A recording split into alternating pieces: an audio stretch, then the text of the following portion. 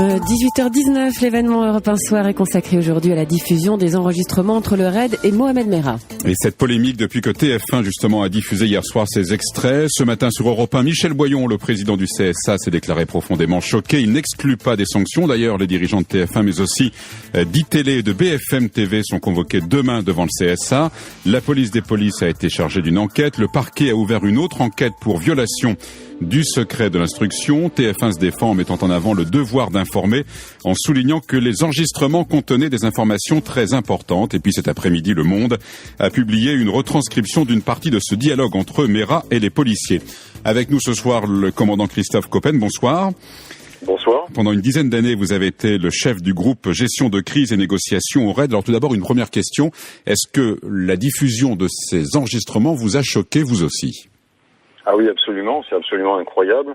Il faut bien imaginer que dans ce genre d'affaires, la discrétion est une garantie déjà de réussite normalement de l'affaire, et surtout après, eh bien tout ce qui s'est passé autour de l'événement doit rester complètement secret. Alors pourquoi ça doit rester aussi longtemps secret ? Ça remonte quand même au printemps, il y a 3 mois, plus de 3 mois même. Parce que ce sont des relations entre les négociateurs et l'individu, et il faut bien voir que ces situations-là peuvent donc inspirer ou tout du moins servir à d'autres personnes sur des affaires suivantes. Alors concernant votre propre expérience, Christophe Coppen, vous avez mené plus de 300 négociations. À quel moment êtes-vous appelé quand il y a un forcené ? Alors, les négociateurs sont utilisés en première intention opérationnelle, c'est-à-dire lorsqu'ils arrivent, ils récupèrent beaucoup d'informations et vont tenter de voir s'il y a une possibilité pour obtenir une reddition ou une résolution pacifique de cette situation. Et on a entendu dans ces enregistrements le tutoiement entre le négociateur et Mohamed Merah. C'est la règle, ça, de tutoyer ? Alors, je voudrais que l'on fasse juste attention à une petite chose. Ce sont des extraits, donc ça ne reprend pas du tout la cohérence générale des propos. On ne sait pas exactement quand les choses ont été situées à un moment ou à un autre. Donc, il arrive qu'à un moment donné, eh bien, la relation soit bonne avec la personne et que le tutoiement fasse partie, on va dire, de l'équation. Qu'est-ce que ça veut dire que la relation soit bonne ? Qu'est-ce que vous entendez par là ? Eh bien, que l'on soit dans une phase où on obtient des explications, où on a des éclairages et où on est plus à même en fait de pouvoir cerner le profil de la personne.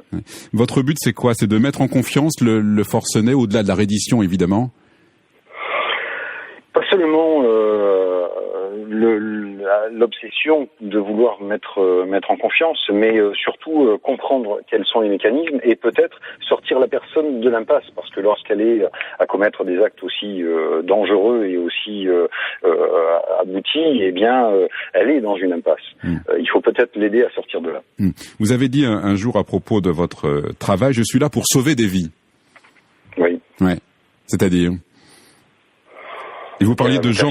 Ouais. La vocation première d'un négociateur, c'est de permettre à une personne de sortir d'une situation de blocage dans laquelle elle se trouve, une situation de détresse, ou si jamais c'est un acte de retranchement criminel ou autre, eh bien de pouvoir s'expliquer par rapport à la justice. Ouais. Parce qu'évidemment, Merah, c'était tout à fait exceptionnel. Vous êtes confronté, vous, à des choses, on va dire, un peu plus ordinaires. Vous parliez de détresse absolue, de personnes frustrées et révoltées qui osent des actes fous. C'est plutôt ça l'ordinaire du négociateur. Oui, complètement. Merah est un profil très particulier. On voit bien qu'il était dans un monde idéal et narcissique. Pour lui, il est un héros. Et voilà, il a une dimension, on appelle ça en psychocriminologie, l'hérostrative.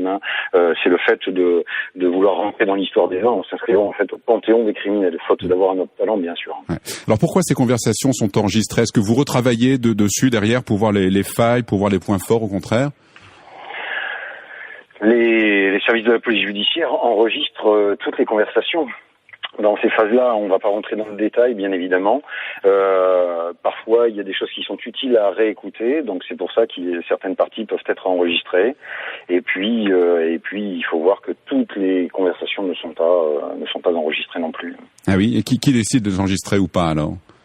C'est la situation en fait qui détermine. Ça va dépendre du profil de l'auteur ou de la situation. Ouais. Merci Christophe Coppen, donc vous avez été un chef du groupe Gestion de crise et négociation au RAID. Merci à vous. Merci.